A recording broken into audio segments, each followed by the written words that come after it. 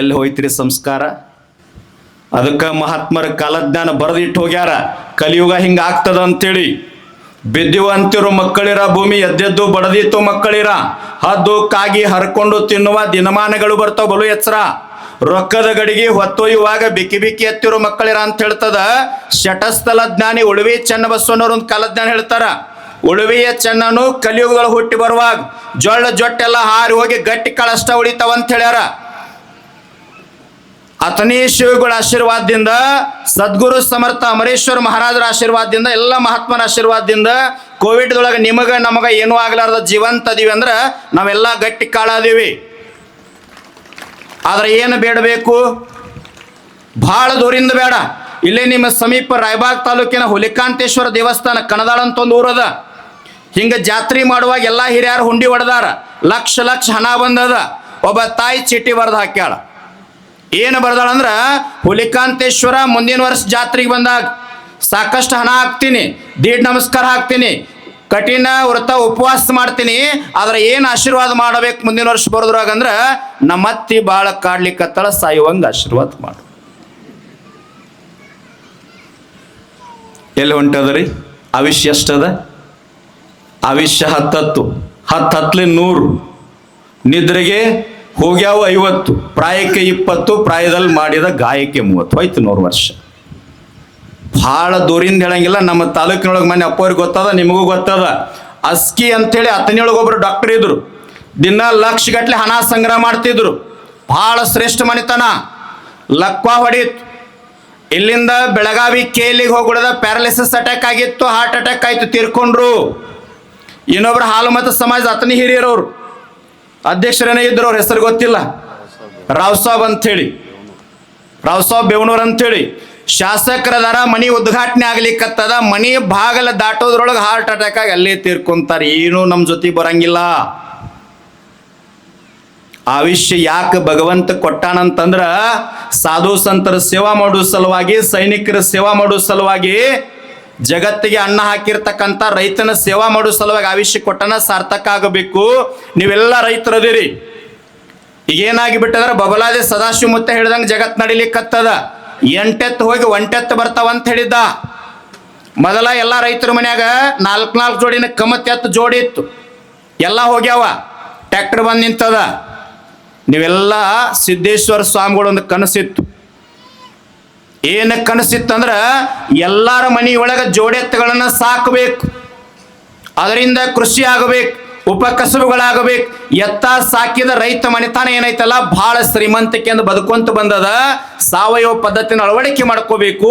ಇಂಥ ಮಹಾತ್ಮರ ಮಾರ್ಗದರ್ಶನದೊಳಗೆ ಈ ಟ್ರ್ಯಾಕ್ಟರ್ ಎಲ್ಲ ಬಂದದಲ್ಲ. ಇವತ್ತು ಬಸವರಾಜ ಬಿರಾದಾರ ಅಂತೇಳಿ ಸಿದ್ದೇಶ್ವರ ಅಪ್ಪೋಳ ಶಿಷ್ಯರವರು, ಭಾಳ ದೊಡ್ಡ ನೌಕರಿ ಇತ್ತು. ಸಿದ್ದೇಶ್ವರ ಸ್ವಾಮಿಗಳು ಒಂದೇ ಮಾತಿನಿಂದ ನೌಕರಿ ಬಿಟ್ಟು ಇವತ್ತೆಲ್ಲೋ ಬೀದರ್ ಕಡೆ ಪಾದಯಾತ್ರೆ ಅದವ್ರು. ನಂದಿ ಉಳಿಸಿ ಅಂತ ಹೇಳಿ ಎತ್ತುಗಳು ಉಳಿಬೇಕು. ಮೊದಲ ಗಾನ ಮಾಡ್ತಾ ಇದ್ರು, ಎಣ್ಣೆ ತೆಗೆಯೋದು, ಕೃಷಿ ಉತ್ಪನ್ನಗಳನ್ನು ಎಷ್ಟು ಸುರಕ್ಷಿತವಾಗಿ ಬಹಳ ಕೃಷಿ ಉತ್ಪನ್ನಗಳು ಬರ್ತಾ ಇದ್ವಲ್ಲ, ಇವತ್ತ್ಯಾಕೆ ಬರ್ತಾ ಇಲ್ಲ? ಪ್ರತಿ ಮನೆಗೆ ಎತ್ತುಗಳನ್ನು ಸಾಕಬೇಕು. ಇನ್ನೊಂದು ಮಾತದ ನಂದು, ಅಪ್ಪವ್ರಿಗೆ ನಾವು ವಿನಂತಿ ಮಾಡ್ಕೊಳ್ತೀನಿ, ನಾವು ಗುದ್ದಾಡಕತ್ತೀವಿ. ಬುದ್ಧಿ ನಂದು ಏನದ ಅಂದ್ರೆ, ನಮ್ಮಲ್ಲಿ ಬ್ರಿಟಿಷರು ಭಾರತ ಬಿಟ್ಟು ಹೋಗ್ಯಾರ, ಎಲ್ಲಾರು ತಿಳಿಯಾಗದ. ನಮ್ಮಲ್ಲಿ ಇನ್ನ ಕೆಲವು ಜನ ಬ್ರಿಟಿಷರು ಅದಾರ. ಬುದ್ಧಿ ನಾನು ಕೆಲವು ಮಾತು ನೀರಾಗ್ತಾವ. ಯಾಕೆ ಮಾತು ಹೇಳಿನಿ ಅಂತಂದ್ರ, ಸಂಗೊಳ್ಳಿ ರಾಯಣ್ಣನ ಹೆಸರು ತಾವೆಲ್ಲ ಕೇಳಿರಿ. ಹೆಸರು ಕೇಳಿದ್ರ ಮೈ ಒಳಗ ಮೈ ರೋಮಾಂಚನ ಆಗ್ತದ. ಚೆನ್ನಮ್ಮನ ಸಂಸ್ಥಾನವನ್ನ ಸ್ವತಂತ್ರ ಮಾಡಿರ್ತಕ್ಕಂಥ ಕೆಚ್ಚದೆಯ ಗಟ್ಟಿಯಾಗಿರ್ತಕ್ಕಂಥ ಹೋರಾಟಗಾರ ರಾಯಣ್ಣನನ್ನ ಬ್ರಿಟಿಷರಿಗೆ ಹಿಡಿದು ಕೊಟ್ಟಿರ್ತಕ್ಕಂಥ ದೇಶದ್ರೋಹಿ ಮನೆತನಕ್ಕ 11,000 ಎಕರೆ ಭೂಮಿ ಕೊಟ್ಟಾರ ಬ್ರಿಟಿಷರು. ಆ 11,000 ಎಕರೆ ಭೂಮಿ ಕಸ್ಕೋಬೇಕಾಗ್ಯದ. ಯಾಕೆ ಕಸ್ಕೋಬೇಕಾಗ್ಯದ? ಅವ್ರ ತಂದೆ ತಾಯಿ ಹಿರಿಯರು ಗಳಿಸಿದ್ದಲ್ಲದು. ನಮ್ಮ ಭಾಗದ ಈ ಮಣ್ಣಿನ ಒಬ್ಬ ಹೋರಾಟಗಾರನ್ನ ಹಿಡಿದು ಕೊಟ್ಟಿದ್ದಕ್ಕಾಗಿ ಕೊಟ್ಟಾರ ಬ್ರಿಟಿಷರು. ಅದನ್ನು ಕಸ್ಕೋಬೇಕಾಗ್ಯದ. ಕಸ್ಕೊಂಡು ಯಾರಿಗೆ ಕೊಡ್ಬೇಕಂದ್ರೆ ದೀನದಲಿತರಿಗೆ, ಕಾರ್ಮಿಕರಿಗೆ, ನಿವೃತ್ತ ಸೈನಿಕರಿಗೆ. ಯಾವ ರೈತಗೆ ಭೂಮಿ ಇಲ್ಲ ಆ ಭೂಮಿ ಆ ರೈತಗೆ ಹಂಚಬೇಕಾಗ್ಯದ. ಅದಕ್ಕೆ ನಾವು ವಿಧಾನಸೌಧ ಮುಂದೆ ಹೋರಾಟ ಮಾಡುವಾಗ ಅಪ್ಪೋರು ಬಂದಲ್ಲಿ ಸಾನ್ನಿಧ್ಯ ವಹಿಸ್ಬೇಕಂತೇಳಿ ನಿಮ್ಮೆಲ್ಲರ ಪರವಾಗಿ ಅವ್ರ ಪಾದಕ್ಕೆ ಬಿದ್ದನ ಬೇಡ್ಕೊಂತೀವಿ. ಒಂದು ಮಾತು ಹೇಳಿ ನಾನು ಮಾತು ಮುಗಿಸ್ತೀನಿ. ಅಪ್ಪೋರು ಮಾತಾಡೋರು ಅದಾರ. ಸಂಗೊಳ್ಳಿ ರಾಯಣ್ಣ ಯಾಕೆ ನಂದಗಡದೊಳಗೆ ಗಲ್ಲಿಗೆ ಹಾಕಂತ ಹೇಳ್ದ? ಚೆನ್ನಮ್ಮನ ಸಂಸ್ಥಾನವನ್ನ ಸ್ವತಂತ್ರ ಮಾಡುವ ಸಲುವಾಗಿ ಆಳು ಕಾಳುಗಳನ್ನ ದೇಣಿಗೆಯನ್ನು ಸಂಗ್ರಹ ಮಾಡುವ ಸಲುವಾಗಿ ನಂದಗಡದ ಭೂಮಿಯೊಳಗೆ ಪಾದವನ್ನು ಇಡುವಾಗ ಒಬ್ಬ ಮುತ್ತೈದ ಹೆಣ್ಮಗಳು ತುಂಬಿದ ಕೊಡ ತಗೊಂಡು ಎದುರಿಗೆ ಬರ್ತಾಳ. ರಾಯಣ್ಣನನ್ನ ನೋಡಿದ ತಕ್ಷಣ ತನ್ನ ಕೊರಳಗಿರ್ತಕ್ಕಂಥ ಮಂಗಲ್ಯ ಸರವನ್ನ, ಬಂಗಾರದ ಮಂಗಲ್ಯ ಸರವನ್ನ ಕಿತ್ತು ರಾಯಣ್ಣ ಕೈಯೊಳಗೆ ಕೊಟ್ಟು ಬಿಡ್ತಾ. ಅವಾಗ ರಾಯಣ್ಣ ಕಣ್ಣೀರು ಹಾಕೊಂತ ಹೇಳ್ತಾನ, ತಾಯಿ ಮಂಗಲ್ಯ ಕೊಟ್ಟಿ ಅಂದ್ರೆ ನೀನು ಸುಮಂಗ್ಲಿ ಹೋಗ್ತದ ಅಂದಾಗ ಆ ತಾಯಿ ಹೇಳ್ತಾಳ, ರಾಯಣ್ಣ ನನ್ನ ಸುಮಂಗ್ಲಿ ಹೋಗಂಗಿಲ್ಲ, ಮನೆಗೆ ಹೋಗಿ ನನ್ನ ಗಂಡನ ಕಡೆ ಅರಿಶಿನ ಬೇರೆ ಕಟ್ಕೊಂತೀನಿ. ಆದ್ರ ಈ ಮಂಗಲ್ಯ ಸರ ನಿನ್ನ ಕೈಯೊಳಗೆ ಕೊಟ್ರ ಇದನ್ನು ಮಾರಾಟ ಮಾಡಿ ಬಂದ ಹಣದಿಂದ ಸೈನ್ಯವನ್ನು ಕಟ್ಕೊಂಡು ಕಿತ್ತೂರು ಚೆನ್ನಮ್ಮನ ನಾಡು ಸ್ವತಂತ್ರ ಆಯ್ತು ಅಂದ್ರ ಕಿತ್ತೂರು ನಾಡಿನ ಹೆಣ್ಮಕ್ಳೆಲ್ಲ ಸುಮಂಗಲಿ ಆಗಿರ್ತಾರ ಎನ್ನ ತಗೋ ಅಂತ ಕೊಡ್ತಾರ. ಈ ನಾಡಿಗಾಗಿ, ಈ ಭವ್ಯ ಭಾರತಕ್ಕಾಗಿ, ತಾಯ್ನಾಡಿಗಾಗಿ ಬದುಕಿರ್ತಕ್ಕಂಥ ರಾಯಣ್ಣ, ಅಂಥ ರಾಯಣ್ಣನ ಹತ್ರ ಹೋಗಿ ನಾವು ತೊಟ್ಲೊಳಗೆ ಕಾಯಿ ಕಟ್ಟಿ ತೊಟ್ಲ ಕಟ್ಟಿ ರಾಯಣ್ಣನಂತ ಮಕ್ಕಳು ಹುಟ್ಲಿ ಅಂತ ಇವತ್ತು ಬೇಡ್ಕೊಳಕತ್ತೀವಿ. ಅದಕ್ಕಾಗಿ ಬಹಳಷ್ಟು ಮಹಾತ್ಮರು ಹೇಳಿ ಹೋಗ್ಯಾರ. ಆದ್ರೆ ಸದ್ಗುರು ಸಮರ್ಥ ಅಮರೇಶ್ವರ ಮಹಾರಾಜರನ್ನ 4-5 ವೇದಿಕೆ ಮ್ಯಾಗ ನಾನು ನೋಡೀನಿ. ನಮ್ಗೆ ಆಶೀರ್ವಾದ ಮಾಡಿರ್ತಕ್ಕಂಥ ಪೂಜ್ಯರು ಅದಾರ. ಬಹಳಷ್ಟು ವೇದಿಕೆ ಮ್ಯಾಗ ಶಾಲಾ ಮಾಲಿ ನನಗೆ ಹಾಕಬೇಡ್ರಿಪ್ಪ, ಅದ 4 ರೂಪಾಯಿ ಕೊಡ್ರಿ, ಅಲ್ಲಿ ನನ್ನ ಮಕ್ಕಳು 100 ಓದ್ತಾ ಇದ್ದಾವ, ಅವಕ್ಕೆ ಅನುಕೂಲ ಆಗಲಿ ಅಂತ ಬೇಡ್ತಾರಲ್ಲ, ಇಂಥ ಪೂಜ್ಯರ ನಾಡಿಗೆ ಬೇಕಾಗ್ಯದ ಇವತ್ತು. ಅಂತ ಪೂಜ್ಯರಿಗೆ ಕರ್ನಾಟಕ ರಾಜ್ಯ ರೈತ ಸಂಘ ಹಸಿರು ಸೇನೆ ಗುರ್ಲಾಪುರದೊಳಗ ಈ 31 ಜಿಲ್ಲೆಯೊಳಗೆ 3,300 ರೂಪಾಯಿ ಸಿಗಬೇಕಾದ್ರೆ ಮೊದಲು ಬಂದು ಪಾದಾರ್ಪಣೆಯನ್ನು ಮಾಡಿ ಆಶೀರ್ವಾದವನ್ನು ಮಾಡಿ ಹೋಗ್ಯಾರಲ್ಲ.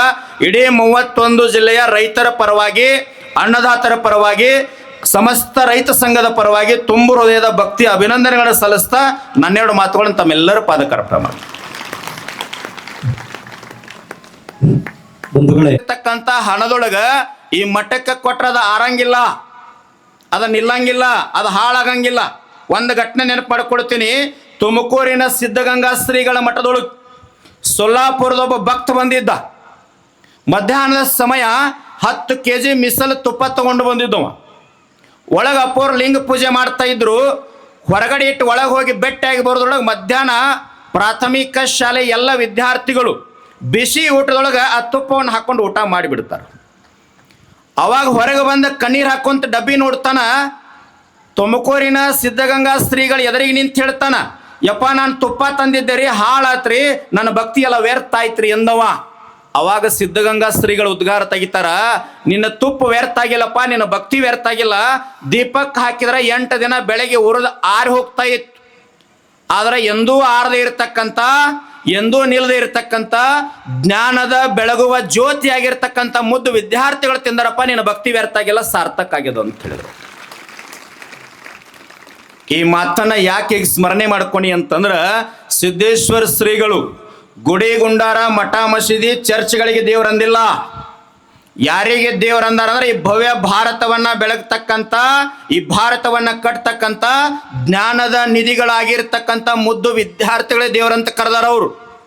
ಈ ಪುಣ್ಯ ಭೂಮಿ ಒಳಗ ಅಮರೇಶ್ವರ ಮಹಾರಾಜರ ಕಾರ್ಯ ಹೆಂಗದ ಅಂತಂದ್ರ ಈ ಜ್ಞಾನದ ಜೊತೆ ನಿಂದ್ರಬಾರದು. ಇಲ್ಲಿ ಬೆಳೆದಿರ್ತಕ್ಕಂಥ ಮಕ್ಕಳ 4 ಮಾರ್ಕ್ಸ್ ಕಡಿಮೆ ತಗೊಂಡ್ರು ಸಹಿತ ಈ ಭವ್ಯ ಭಾರತ ಒಳಗೆ ಹೆಂತ ಮಕ್ಕಳಾಗಿ ಬೆಳೀತಾರಂತಂದ್ರ ತಂದೆ ತಾಯಿನ ವೃದ್ಧಾಶ್ರಮಕ್ಕೆ ಎಂದೂ ಇಡಂಗಿಲ್ಲ. ಅವರು ಧರ್ಮ ಬಿಟ್ಟು ನಡೆಯಂಗಿಲ್ಲ, ನೀತಿ ಬಿಟ್ಟು ನಡೆಯಂಗಿಲ್ಲ. ಅದಕ್ಕೆ ಒಬ್ಬ ಶರಣ ಹೇಳ್ಯಾನ, ತಂದೆ ತಾಯಿಗಳನ್ನ ಕುಳಿಕದೆಕ್ಕೊಂದು ಶ್ರಾದ್ದಕ್ಕೆ ಮೃಷ್ಟಾನ್ನ ಮಾಡುವ ಮಕ್ಕಳಿದ್ದಾರೆ, ಬಂಧುಗಳನ್ನು ಉಪಚರಿಸದೆ ನೋಯಿಸಿ ಹಬ್ಬಕ್ಕೆ ಭಾಗ್ಯನ ಕೊಡುವ ನೆಂಟರಿದ್ದಾರೆ, ಗುರು ಹಿರಿಯರನ್ನ ಗೌರವಿಸದೆ ನೋಯಿಸಿ ಸಭೆ ಸಮಾರಂಭಗಳಲ್ಲಿ ಶಾಲು ಓದಿಸುವ ಶಿಷ್ಯರಿದ್ದಾರೆ ಅಂತ. ಒಂದು ಮಾತು ನಮ್ಮ ಭಾಗದೊಳಗೆ ನಡೆದ ಘಟನೆ ಇದು. ಇಲ್ಲೇ ನಾಗರಮುನ್ನೋಳಿ ಒಳಗೆ ಬರೀ ಒಂದು 8 ತಿಂಗಳ ಹಿಂದೆ ನಡೆದ ಘಟನಾ. 79 ವರ್ಷದ ಒಬ್ಬ ಮುಪ್ಪಾವಸ್ಥೆ ಮುದಕನಿಗೆ ಲಕ್ವ ಹೊಡೆದಿತ್ತು. ತಂದ ಲಾಡ್ಜ್ ಒಳಗೆ ಬಿಟ್ಟು ಹೋಗಿದ್ರು. ಇನ್ನೇನು 2 ತಾಸಿನೊಳಗೆ ಸಾಯ್ತಾನಂದಾಗ PSI ಬಂದು ನೋಡ್ತಾನ. ಆ ಮುಪ್ಪಾವಸ್ಥೆ ಮುದುಕ ಸತ್ತು ಹೋದಾಗ ಅವನ ಜೇಬಿನೊಳಗಿರ್ತಕ್ಕಂಥ ಡೈರಿ ತೆಗೆದು 2 ನಂಬರ್ ತೊಗೊಂಡು ಮಕ್ಕಳಿಗೆ ಫೋನ್ ಮಾಡಿದ್ರ. ಮಗ ದಕ್ಷಿಣ ಆಫ್ರಿಕಾದೊಳಗದಾನ, ಮಗಳು ಕೆನಡಾದೊಳಗದಾಳ. ಫೋನ್ ಮಾಡಿದ್ರ ಅವ್ರು ಹೇಳ್ತಾರ, ನಮ್ಮಪ್ಪ ಸತ್ತು ಹೋಗ್ಯಾನ್ರಿ, ಬಂದ್ರೆ ಏನು ಜೀವಂತ ಆಗಿ ಬರೋದಿಲ್ಲ, ಬೇಕಂದ್ರೆ ಮಣ್ಣು ಮಾಡ್ರಿ, ಸುಟ್ಟು ಹಾಕ್ರಿ, ಇಲ್ಲ ನದಿ ದಡಕ್ಕೆ ಎಸೆದು ಬಿಡ್ರಿ, ಹದ್ದು ಕಾಗಿ ಹರ್ಕೊಂಡು ತಿನ್ಲಿ. ಎಲ್ಲಿ ಹೋಯ್ತ್ರಿ ಸಂಸ್ಕಾರ? ಅದಕ್ಕೆ ಮಹಾತ್ಮರ ಕಾಲಜ್ಞಾನ ಬರೆದಿಟ್ಟು ಹೋಗ್ಯಾರ. ಕಲಿಯುಗ ಹಿಂಗ ಆಗ್ತದ ಅಂತೇಳಿ ಬಿದ್ದಿವ ಅಂತಿರೋ ಮಕ್ಕಳಿರ, ಭೂಮಿ ಎದ್ದೆದ್ದು ಬಡದಿತ್ತು ಮಕ್ಕಳಿರ, ಹದ್ದು ಕಾಗಿ ಹರ್ಕೊಂಡು ತಿನ್ನುವ ದಿನಮಾನಗಳು ಬರ್ತಾವ ಬಲು ಎಚ್ಚರ. ರೊಕ್ಕದ ಗಡಿಗೆ ಹೊತ್ತೊಯ್ಯುವಾಗ ಬಿಕ್ಕಿ ಬಿಕ್ಕಿ ಎತ್ತಿರೋ ಮಕ್ಕಳಿರ ಅಂತ ಹೇಳ್ತದ ಶಟಸ್ಥಲ ಜ್ಞಾನಿ ಉಳುವಿ ಚನ್ನಬಸವಣ್ಣವ್ರ ಒಂದು ಕಾಲಜ್ಞಾನ ಹೇಳ್ತಾರ. ಉಳುವಿಯ ಚೆನ್ನನು ಕಲಿಯುಗಗಳು ಹುಟ್ಟಿ ಬರುವಾಗ ಜೊಳ್ಳ ಜೊಟ್ಟೆಲ್ಲ ಹಾರಿ ಹೋಗಿ ಗಟ್ಟಿ ಕಾಳಷ್ಟ ಉಳಿತಾವಂತ ಹೇಳ್ಯಾರ.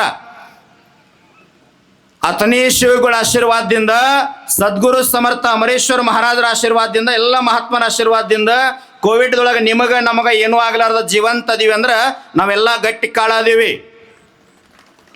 ಆದ್ರೆ ಏನು ಬೇಡಬೇಕು? ಭಾಳ ದೂರಿಂದ ಬೇಡ. ಇಲ್ಲೇ ನಿಮ್ಮ ಸಮೀಪ ರಾಯಬಾಗ್ ತಾಲೂಕಿನ ಹುಲಿಕಾಂತೇಶ್ವರ ದೇವಸ್ಥಾನ ಕಣದಾಳ ಅಂತ ಒಂದು ಊರದ. ಹಿಂಗೆ ಜಾತ್ರೆ ಮಾಡುವಾಗ ಎಲ್ಲ ಹಿರಿಯರು ಹುಂಡಿ ಹೊಡೆದಾರ, ಲಕ್ಷ ಲಕ್ಷ ಹಣ ಬಂದದ.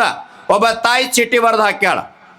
ಏನು ಬರ್ದಾಳಂದ್ರ, ಹುಲಿಕಾಂತೇಶ್ವರ ಮುಂದಿನ ವರ್ಷ ಜಾತ್ರೆಗೆ ಬಂದಾಗ ಸಾಕಷ್ಟು ಹಣ ಹಾಕ್ತೀನಿ, ದೀಡ್ ನಮಸ್ಕಾರ ಹಾಕ್ತೀನಿ, ಕಠಿಣ ವ್ರತ ಉಪವಾಸ ಮಾಡ್ತೀನಿ, ಆದ್ರೆ ಏನು ಆಶೀರ್ವಾದ ಮಾಡಬೇಕು ಮುಂದಿನ ವರ್ಷ ಬರೋದ್ರಾಗ ಅಂದ್ರೆ ನಮ್ಮತ್ತಿ ಭಾಳ ಕಾಡ್ಲಿಕ್ಕತ್ತಳ, ಸಾಯುವಂಗ ಆಶೀರ್ವಾದ ಮಾಡು. ಎಲ್ಲಿ ಹೊಂಟದ್ರಿ? ಆಯುಷ್ಯ ಎಷ್ಟದ? ಆಯುಷ್ಯ 10 10 100, ನಿದ್ರೆಗೆ ಹೋಗ್ಯಾವ 50, ಪ್ರಾಯಕ್ಕೆ 20, ಪ್ರಾಯದಲ್ಲಿ ಮಾಡಿದ ಗಾಯಕ್ಕೆ 30, ಹೋಯ್ತು 100 ವರ್ಷ. ಭಾಳ ದೂರಿಂದ ಹೇಳಂಗಿಲ್ಲ. ನಮ್ಮ ತಾಲೂಕಿನೊಳಗೆ ಮನೆ ಅಪ್ಪವ್ರಿಗೆ ಗೊತ್ತದ, ನಿಮಗೂ ಗೊತ್ತದ. ಅಸ್ಕಿ ಅಂತೇಳಿ ಅತನಿಯೊಳಗೆ ಒಬ್ಬರು ಡಾಕ್ಟರ್ ಇದ್ರು. ದಿನ ಲಕ್ಷಗಟ್ಲೆ ಹಣ ಸಂಗ್ರಹ ಮಾಡ್ತಿದ್ರು. ಭಾಳ ಶ್ರೇಷ್ಠ ಮನಿತನ. ಲಕ್ವಾ ಹೊಡೀತು. ಇಲ್ಲಿಂದ ಬೆಳಗಾವಿ ಕೇಲಿಗೆ ಹೋಗ್ಬಿಡದ ಪ್ಯಾರಲಿಸಿಸ್ ಅಟ್ಯಾಕ್ ಆಗಿತ್ತು, ಹಾರ್ಟ್ ಅಟ್ಯಾಕ್ ಆಯ್ತು, ತೀರ್ಕೊಂಡ್ರು. ಇನ್ನೊಬ್ರು ಹಾಲು ಮತ್ತು ಸಮಾಜ ಅತನಿ ಹಿರಿಯರವ್ರು, ಅಧ್ಯಕ್ಷರೇನೇ ಇದ್ರು, ಅವ್ರ ಹೆಸರು ಗೊತ್ತಿಲ್ಲ, ರಾವ್ ಸಾಬ್ ಅಂಥೇಳಿ, ರಾವ್ ಸಾಬ್ ಬೇವನೂರ್ ಅಂಥೇಳಿ ಶಾಸಕರದಾರ. ಮನಿ ಉದ್ಘಾಟನೆ ಆಗ್ಲಿಕ್ಕತ್ತದ, ಮನಿ ಬಾಗಲ ದಾಟೋದ್ರೊಳಗೆ ಹಾರ್ಟ್ ಅಟ್ಯಾಕ್ ಆಗಿ ಅಲ್ಲೇ ತೀರ್ಕೊಂತಾರೆ. ಏನೂ ನಮ್ಮ ಜೊತೆ ಬರಂಗಿಲ್ಲ. ಆಯುಷ್ಯ ಯಾಕೆ ಭಗವಂತ ಕೊಟ್ಟಾನಂತಂದ್ರ ಸಾಧು ಸಂತರ ಸೇವಾ ಮಾಡೋ ಸಲುವಾಗಿ, ಸೈನಿಕರ ಸೇವಾ ಮಾಡೋ ಸಲುವಾಗಿ, ಜಗತ್ತಿಗೆ ಅನ್ನ ಹಾಕಿರ್ತಕ್ಕಂಥ ರೈತನ ಸೇವಾ ಮಾಡೋ ಸಲುವಾಗಿ ಆಯುಷ್ಯ ಕೊಟ್ಟನ. ಸಾರ್ಥಕ ಆಗಬೇಕು. ನೀವೆಲ್ಲ ರೈತರದಿರಿ. ಈಗೇನಾಗಿ ಬಿಟ್ಟಂದ್ರೆ ಬಬಲಾದಿ ಸದಾಶಿವ ಮುತ್ತ ಹೇಳಿದಂಗೆ ಜಗತ್ ನಡಿಲಿಕ್ಕತ್ತದ. 8 ಎತ್ತು ಹೋಗಿ 1 ಎತ್ತು ಬರ್ತಾವಂತ ಹೇಳಿದ್ದ. ಮೊದಲ ಎಲ್ಲ ರೈತರ ಮನ್ಯಾಗ 4 ಜೋಡಿನ ಕಮತ್ ಎತ್ತು ಜೋಡಿ ಇತ್ತು, ಎಲ್ಲ ಹೋಗ್ಯಾವ. ಟ್ರ್ಯಾಕ್ಟರ್ ಬಂದು ನಿಂತದ. ನೀವೆಲ್ಲ ಸಿದ್ದೇಶ್ವರ ಸ್ವಾಮಿಗಳೊಂದು ಕನಸಿತ್ತು. ಏನು ಕನಸಿತ್ತಂದ್ರೆ ಎಲ್ಲರ ಮನೆಯೊಳಗೆ ಜೋಡೆತ್ತುಗಳನ್ನು ಸಾಕಬೇಕು, ಅದರಿಂದ ಕೃಷಿ ಆಗಬೇಕು, ಉಪಕಸಬುಗಳಾಗಬೇಕು. ಎತ್ತ ಸಾಕಿದ ರೈತ ಮನೆತನ ಏನೈತಲ್ಲ ಭಾಳ ಶ್ರೀಮಂತಿಕೆಯಿಂದ ಬದುಕೊಂತ ಬಂದದ. ಸಾವಯವ ಪದ್ಧತಿನ ಅಳವಡಿಕೆ ಮಾಡ್ಕೋಬೇಕು. ಇಂಥ ಮಹಾತ್ಮರ ಮಾರ್ಗದರ್ಶನದೊಳಗೆ ಈ ಟ್ರ್ಯಾಕ್ಟರ್ ಎಲ್ಲ ಬಂದದಲ್ಲ. ಇವತ್ತು ಬಸವರಾಜ ಬಿರಾದಾರ ಅಂತೇಳಿ ಸಿದ್ದೇಶ್ವರ ಅಪ್ಪೋಳ ಶಿಷ್ಯರವರು, ಭಾಳ ದೊಡ್ಡ ನೌಕರಿ ಇತ್ತು. ಸಿದ್ದೇಶ್ವರ ಸ್ವಾಮಿಗಳು ಒಂದೇ ಮಾತಿನಿಂದ ನೌಕರಿ ಬಿಟ್ಟು ಇವತ್ತೆಲ್ಲೋ ಬೀದರ್ ಕಡೆ ಪಾದಯಾತ್ರೆ ಅದವ್ರು. ನಂದಿ ಉಳಿಸಿ ಅಂಥೇಳಿ ಎತ್ತುಗಳು ಉಳಿಬೇಕು. ಮೊದಲ ಗಾನ ಮಾಡ್ತಾ ಇದ್ರು, ಎಣ್ಣೆ ತೆಗೆಯೋದು, ಕೃಷಿ ಉತ್ಪನ್ನಗಳನ್ನು ಎಷ್ಟು ಸುರಕ್ಷಿತವಾಗಿ ಬಹಳ ಕೃಷಿ ಉತ್ಪನ್ನಗಳು ಬರ್ತಾ ಇದ್ವಲ್ಲ, ಇವತ್ತ್ಯಾಕೆ ಬರ್ತಾ ಇಲ್ಲ? ಪ್ರತಿ ಮನೆಗೆ ಎತ್ತುಗಳನ್ನು ಸಾಕಬೇಕು. ಇನ್ನೊಂದು ಮಾತದ ನಂದು, ಅಪ್ಪವ್ರಿಗೆ ನಾವು ವಿನಂತಿ ಮಾಡ್ಕೊಳ್ತೀನಿ, ನಾವು ಗುದ್ದಾಡಕತ್ತೀವಿ. ಬುದ್ಧಿ ನಂದು ಏನದ ಅಂದ್ರೆ, ನಮ್ಮಲ್ಲಿ ಬ್ರಿಟಿಷರು ಭಾರತ ಬಿಟ್ಟು ಹೋಗ್ಯಾರ, ಎಲ್ಲಾರು ತಿಳಿಯಾಗದ. ನಮ್ಮಲ್ಲಿ ಇನ್ನ ಕೆಲವು ಜನ ಬ್ರಿಟಿಷರು ಅದಾರ. ಬುದ್ಧಿ ನಾನು ಕೆಲವು ಮಾತು ನೇರಾಗ್ತಾವ. ಯಾಕೆ ಮಾತು ಹೇಳಿನಿ ಅಂತಂದ್ರೆ, ಸಂಗೊಳ್ಳಿ ರಾಯಣ್ಣನ ಹೆಸರು ತಾವೆಲ್ಲ ಕೇಳಿರಿ. ಹೆಸರು ಕೇಳಿದ್ರೆ ಮೈ ಒಳಗ ಮೈ ರೋಮಾಂಚನ ಆಗ್ತದ. ಚೆನ್ನಮ್ಮನ ಸಂಸ್ಥಾನವನ್ನ ಸ್ವತಂತ್ರ ಮಾಡಿರ್ತಕ್ಕಂಥ ಕೆಚ್ಚದೆಯ ಗಟ್ಟಿಯಾಗಿರ್ತಕ್ಕಂಥ ಹೋರಾಟಗಾರ ರಾಯಣ್ಣನನ್ನ ಬ್ರಿಟಿಷರಿಗೆ ಹಿಡಿದು ಕೊಟ್ಟಿರ್ತಕ್ಕಂಥ ದೇಶದ್ರೋಹಿ ಮನೆತನಕ್ಕ 11,000 ಎಕರೆ ಭೂಮಿ ಕೊಟ್ಟಾರ ಬ್ರಿಟಿಷರು. ಆ 11,000 ಎಕರೆ ಭೂಮಿ ಕಸ್ಕೋಬೇಕಾಗ್ಯದ. ಯಾಕೆ ಕಸ್ಕೋಬೇಕಾಗ್ಯದ? ಅವ್ರ ತಂದೆ ತಾಯಿ ಹಿರಿಯರು ಗಳಿಸಿದ್ದಲ್ಲದು. ನಮ್ಮ ಭಾಗದ ಈ ಮಣ್ಣಿನ ಒಬ್ಬ ಹೋರಾಟಗಾರನ್ನ ಹಿಡಿದು ಕೊಟ್ಟಿದ್ದಕ್ಕಾಗಿ ಕೊಟ್ಟಾರ ಬ್ರಿಟಿಷರು. ಅದನ್ನು ಕಸ್ಕೋಬೇಕಾಗ್ಯದ. ಕಸ್ಕೊಂಡು ಯಾರಿಗೆ ಕೊಡ್ಬೇಕಂದ್ರೆ ದೀನದಲಿತರಿಗೆ, ಕಾರ್ಮಿಕರಿಗೆ, ನಿವೃತ್ತ ಸೈನಿಕರಿಗೆ. ಯಾವ ರೈತಗೆ ಭೂಮಿ ಇಲ್ಲ ಆ ಭೂಮಿ ಆ ರೈತಗೆ ಹಂಚಬೇಕಾಗ್ಯದ. ಅದಕ್ಕೆ ನಾವು ವಿಧಾನಸೌಧ ಮುಂದೆ ಹೋರಾಟ ಮಾಡುವಾಗ ಅಪ್ಪೋರು ಬಂದಲ್ಲಿ ಸಾನ್ನಿಧ್ಯ ವಹಿಸ್ಬೇಕಂತೇಳಿ ನಿಮ್ಮೆಲ್ಲರ ಪರವಾಗಿ ಅವ್ರ ಪಾದಕ್ಕೆ ಬಿದ್ದನ ಬೇಡ್ಕೊಂತೀನಿ. ಒಂದು ಮಾತು ಹೇಳಿ ನಾನು ಮಾತು ಮುಗಿಸ್ತೀನಿ. ನಾನು ಅಪ್ಪೋರು ಮಾತಾಡೋರು ಅದಾರ. ಸಂಗೊಳ್ಳಿ ರಾಯಣ್ಣ ಯಾಕೆ ನಂದಗಡದೊಳಗೆ ಗಲ್ಲಿಗೆ ಹಾಕಂತ ಹೇಳ್ದ?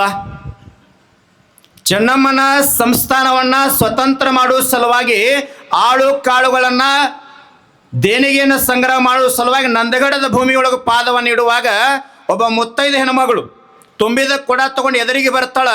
ರಾಯಣ್ಣನನ್ನ ನೋಡಿದ ತಕ್ಷಣ ತನ್ನ ಕೊರಳಗಿರ್ತಕ್ಕಂಥ ಮಂಗಲ್ಯ ಸರವನ್ನ, ಬಂಗಾರದ ಮಂಗಲ್ಯ ಸರವನ್ನ ಕಿತ್ತು ರಾಯಣ್ಣ ಕೈಯೊಳಗೆ ಕೊಟ್ಟು ಬಿಡ್ತಾಳ. ಅವಾಗ ರಾಯಣ್ಣ ಕಣ್ಣೀರು ಹಾಕೊಂತ ಹೇಳ್ತಾನ, ತಾಯಿ ಮಂಗಲ್ಯ ಕೊಟ್ಟಿ ಅಂದ್ರೆ ನಿನ್ನ ಸುಮಂಗ್ಲಿ ಹೋಗ್ತದ ಅಂದಾಗ ಆ ತಾಯಿ ಹೇಳ್ತಾಳ, ರಾಯಣ್ಣ ನನ್ನ ಸುಮಂಗ್ಲಿ ಹೋಗಂಗಿಲ್ಲ, ಮನೆಗೆ ಹೋಗಿ ನನ್ನ ಗಂಡನ ಕಡೆ ಅರಿಶಿನ ಬೇರೆ ಕಟ್ಕೊಂತೀನಿ. ಆದ್ರ ಈ ಮಂಗಲ್ಯ ಸರ ನಿನ್ನ ಕೈಯೊಳಗೆ ಕೊಟ್ರ ಇದನ್ನು ಮಾರಾಟ ಮಾಡಿ ಬಂದ ಹಣದಿಂದ ಸೈನ್ಯವನ್ನು ಕಟ್ಕೊಂಡು ಕಿತ್ತೂರು ಚೆನ್ನಮ್ಮನ ನಾಡು ಸ್ವತಂತ್ರ ಆಯ್ತು ಅಂದ್ರ ಕಿತ್ತೂರು ನಾಡಿನ ಹೆಣ್ಮಕ್ಳೆಲ್ಲ ಸುಮಂಗಲಿ ಆಗಿರ್ತಾರ ಎನ್ನ ತಗೋ ಅಂತ ಕೊಡ್ತಾಳೆ. ಈ ನಾಡಿಗಾಗಿ, ಈ ಭವ್ಯ ಭಾರತಕ್ಕಾಗಿ, ತಾಯ್ನಾಡಿಗಾಗಿ ಬದುಕಿರ್ತಕ್ಕಂಥ ರಾಯಣ್ಣ, ಅಂಥ ರಾಯಣ್ಣನ ಹತ್ರ ಹೋಗಿ ನಾವು ತೊಟ್ಲೊಳಗೆ ಕಾಯಿ ಕಟ್ಟಿ ತೊಟ್ಲ ಕಟ್ಟಿ ರಾಯಣ್ಣನಂತ ಮಕ್ಕಳು ಹುಟ್ಲಿ ಅಂತ ಇವತ್ತು ಬೇಡ್ಕೊಳಕತ್ತೀವಿ. ಅದಕ್ಕಾಗಿ ಬಹಳಷ್ಟು ಮಹಾತ್ಮರು ಹೇಳಿ ಹೋಗ್ಯಾರ. ಅದರ ಸದ್ಗುರು ಸಮರ್ಥ ಅಮರೇಶ್ವರ ಮಹಾರಾಜರನ್ನ 4-5 ವೇದಿಕೆ ಮ್ಯಾಗ ನಾನು ನೋಡೀನಿ. ನಮಗೆ ಆಶೀರ್ವಾದ ಮಾಡಿರ್ತಕ್ಕಂಥ ಪೂಜ್ಯರು ಅದಾರ. ಬಹಳಷ್ಟು ವೇದಿಕೆ ಮ್ಯಾಗ ಶಾಲಾ ಮಾಲಿ ನನಗೆ ಹಾಕಬೇಡ್ರಿಪ್ಪ, ಅದ 4 ರೂಪಾಯಿ ಕೊಡ್ರಿ, ಅಲ್ಲಿ ನನ್ನ ಮಕ್ಕಳು 100 ಓದ್ತಾ ಇದ್ದಾವ, ಅವಕ್ಕೆ ಅನುಕೂಲ ಆಗಲಿ ಅಂತ ಬೇಡ್ತಾರಲ್ಲ, ಇಂಥ ಪೂಜ್ಯರ ನಾಡಿಗೆ ಬೇಕಾಗ್ಯದ ಇವತ್ತು. ಅಂತ ಪೂಜ್ಯರಿಗೆ ಕರ್ನಾಟಕ ರಾಜ್ಯ ರೈತ ಸಂಘ ಹಸಿರು ಸೇನೆ ಗುರ್ಲಾಪುರದೊಳಗೆ ಈ 31 ಜಿಲ್ಲೆಯೊಳಗೆ 3,300 ರೂಪಾಯಿ ಸಿಗಬೇಕಾದ್ರೆ ಮೊದಲು ಬಂದು ಪಾದಾರ್ಪಣೆಯನ್ನು ಮಾಡಿ ಆಶೀರ್ವಾದವನ್ನು ಮಾಡಿ ಹೋಗ್ಯಾರಲ್ಲ. ಇಡೀ 31 ಜಿಲ್ಲೆಯ ರೈತರ ಪರವಾಗಿ, ಅನ್ನದಾತರ ಪರವಾಗಿ, ಸಮಸ್ತ ರೈತ ಸಂಘದ ಪರವಾಗಿ ತುಂಬು ಹೃದಯದ ಭಕ್ತಿ ಅಭಿನಂದನೆಗಳನ್ನು ಸಲ್ಲಿಸ್ತಾ ನನ್ನೆರಡು ಮಾತುಗಳನ್ನು ತಮ್ಮೆಲ್ಲರ ಪಾದಕರ್ಪಣೆ ಮಾಡಿ. ಬಂಧುಗಳೇ.